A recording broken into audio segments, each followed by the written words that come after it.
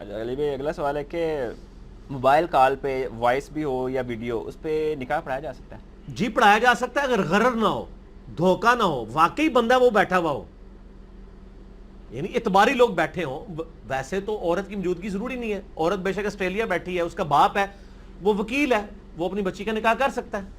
ٹھیک ہو گیا.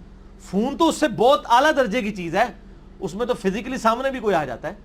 اصل چیز ہے غرر اور دھوکہ نہیں ہونا چاہیے. دونوں طرف کی پارٹیاں اوریجنل ہوں تو بے شک کرائیں، نکاح آن لائن کرائیں، بے شک کریں، کوئی عرض نہیں. سب کا اتفاق ہے. دھوکہ نہیں ہونا چاہیے. وہ تو سامنے بھی دھوکہ ہوگا تو نکاح نہیں ہوگا. صحیح ہے. جوتے پہ پاؤں رکھ کے نماز ادا کرنا کیسا ہے؟ جوتے پہن کے تو ہمیں پتہ ہے کہ نماز ہو جاتی ہے، لیکن جوتے رکھ کے اس کے اوپر پیر رکھے وہ اس لیے رکھا جاتا ہے جس طرح نبی علیہ السلام نے تو اذان جو ہے وہ لا الہ الا اللہ پہ ختم کر دی تھی. انڈیا پاکستان والے وہ سپیکر بند کرنے سے پہلے کیا پڑھتے ہیں؟ محمد رسول اللہ پڑھتے ہیں نا. وہ یہ بتانا چاہتے ہیں کہ نبی علیہ السلام آدھی اذان بتا گئے تھے، ہم نے مکمل کر دی. یہ بدعت جاری کی نا. نبی علیہ السلام جوتی میں پاؤں داخل کر کے نماز پڑھ لیا کرتے تھے، لیکن کلین والی مسجد میں نہیں جہاں مٹی ہونی چاہیے. بخاری میں حدیث موجود ہے. میں جواب مکمل کروں، بولنا نہیں کسی نے بیچ میں. تو آپ صلی اللہ علیہ وآلہ وسلم نماز مکمل کر لیا کرتے تھے جوتیوں کے اندر بھی، قالین والی میں نہیں. جس مسجد میں فرش ہے مٹی کا پیوڈ، جوتیوں میں نماز پڑھے. اور جوتیاں بھی آب والی نہیں جن کے نیچے گندگی پھنس جاتی ہے، فلیٹ جوتی ہو. یہ جاگر وغیرہ ہوں گے تو اس میں تو آپ نماز نہیں پڑھیں گے جب تک آپ کو یقین نہ ہو بیچ میں گندگی والا معاملہ آپ صاف ہے تو ٹھیک ہے، پھر پڑھے، اس میں بھی کوئی حرج نہیں. تو جوتیوں میں نماز پڑھ سکتے ہیں. نبی صلی اللہ علیہ وآلہ وسلم نے پڑھی ہے، اس کا جواز موجود ہے. رات سیاچین میں جوتیوں سمیت ہی نماز پڑھتے ہیں. ٹھیک ہے نا. اور اس میں آپ اگر جرابیں ایک دفعہ وضو کر کے پہن لیں تو جوتیوں کے اوپر ہی مسح کر کے پڑھ سکتے ہیں، کوئی حرج نہیں ہے. 5 نمازوں تک، اور مسافر ہے تو 15 نمازوں تک. اب کیا ہوا کہ ان کو جوتیوں والی یہ حدیثیں تو ہضم نہیں ہوتی تھی. انہوں نے ایک تیسرا راستہ، وہ جس طرح کلمہ مکمل کیا نا اذان کے بعد لا الہ الا اللہ محمد رسول اللہ، انہیں کہا یار جوتی، لوگ کہیں گے جوتی نماز پڑھا ہے. انہوں نے کہا کہ جوتی نکالو اور پھر جوتی کے اوپر کھڑے ہوتے. لک پھر بھی پشکار ہے سرکار، کھلوتے تو جوتی دے ہوتے ہی ہونا. پاویں جوتی کے اندر پاؤں داخل کر کے کوئی کھڑا ہوا ہے یا اس کے اوپر یوں کھڑا ہوا ہے، نیچے تو جوتی نیچے سے جوتی ہے نا، لک تو پشکار ہی ہے نا. چاہے آپ سارے ادھر رکھیں، پاؤں ادھر رکھیں، پاؤں ادھر کریں، سارے ادھر، کمر تو درمیان میں ہی رہے گی نا. تو یہ پاکستان انڈیا نے جس طرح ان کے مولویوں نے اذان مکمل کی نا، کسی نے درود شریف لگا کے، کسی نے محمد رسول اللہ لگا کے، اقامت کے بعد بھی لگا کے، تو انہوں نے نا یہ اس میں تھوڑی سی نا ریمیڈی کی ہے، حالانکہ اس کا فائدہ کوئی نہیں ہوا. تو جوتی اگر آپ نے پہنی ہے صاف ستھری ہے تو جوتی سمیت نماز پڑھیں. اور اگر آپ کو جوتی پہ شک ہے تو پاؤں نکال کے اس کے اوپر کھڑے نہ ہو، جوتی نکال کے پیچھے کریں.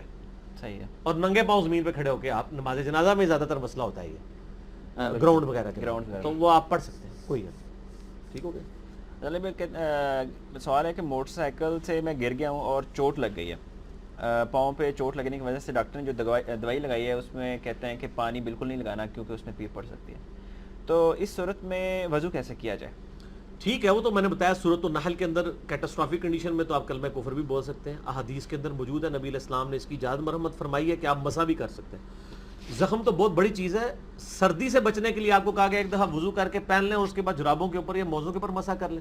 پٹی پہ بھی آپ صرف مسح کریں گے، دھوئیں گے نہیں. آپ نے جو پٹی کی ہے اس جگہ پہ آپ ہاتھ کو گیلا، یہ نہیں کہ شوربا وہ ٹپک رہا ہو، نہیں، ایک بار گیلا کیا بالکل جسٹ تری رہ جائے ہلکی سی، پھر ایسے اوپر سے پھیر دیں. انف ہے، انف ہے، کوئی مسئلہ نہیں. لیکن یہ ڈاکٹر پرہیزگار بھی ہونا چاہیے. چھوٹے موٹے ڈاکٹر تو ویسے ہر چیز کے اوپر وضو بھی چھڑوا دیتے ہیں. یہ دیکھیں واقعی اگر آپ کو یقین ہو تو. ٹھیک ہو گیا جی. صحیح بات.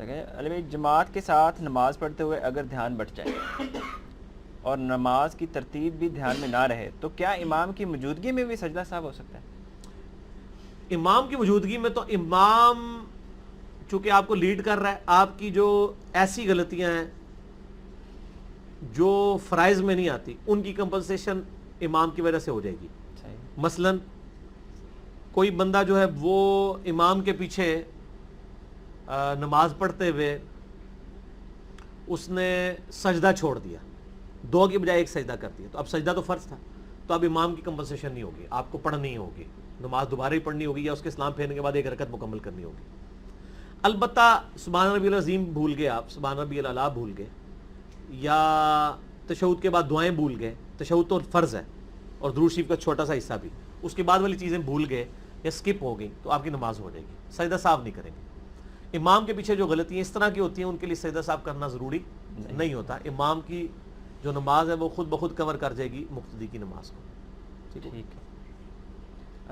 سرکاری اداروں میں جب بندہ ریٹائر ہوتا ہے تو جو رقم ملتی ہے جس کو پروویڈنٹ فنڈ کہتے ہیں اور ساتھ پینشن بھی ملتی ہے, کیا یہ جائز ہے؟ جی پی فنڈ کے اوپر میرا یوٹیوب پہ کلپ بھی ہے, G P F government provident fund کے اوپر زکوٰۃ کا مسئلہ, اس پہ زکوٰۃ بھی بنے گی اور یہ جائز بھی ہے.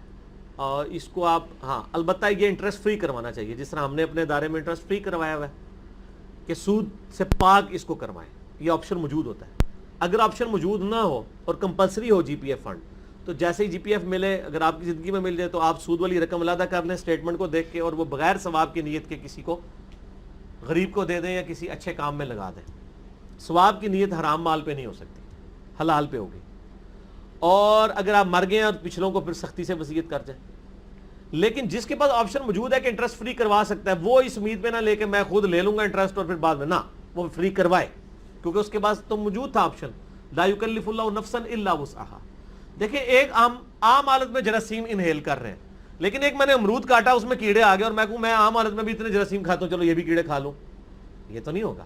جو چیز آپ کے اختیار میں ہے اس کے بارے میں آپ سے پوچھا جائے گا. جو اختیار میں نہیں ہے, ظاہر ہے امید ہے اللہ تعالیٰ معاف کر. اور زکوٰۃ کب دینی ہوگی؟ جب پروویڈنٹ فنڈ جب آپ کے ہاتھ میں آ جائے نا اور آپ اس کے مالک ہو جائیں, اس کے بعد آپ اس کی زکوٰۃ دیں. سالانہ کے بارے میں بھی میرا تو موقف اس میں یہی ہے کہ آپ کیلکولیٹ کرتے رہیں, کیونکہ آپ مالک تو ہیں بہرحال, لیکن بعض علماء کہتے ہیں مالک آپ اس وقت ہوں گے جب آپ کو ڈیلیور ہوگا.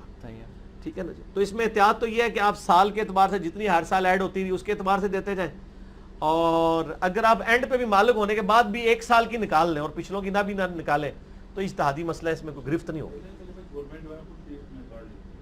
نہیں, زکوٰۃ نہیں کاٹتی, پروویڈنٹ فنڈ میں سے نہیں زکوٰۃ کٹتی سر.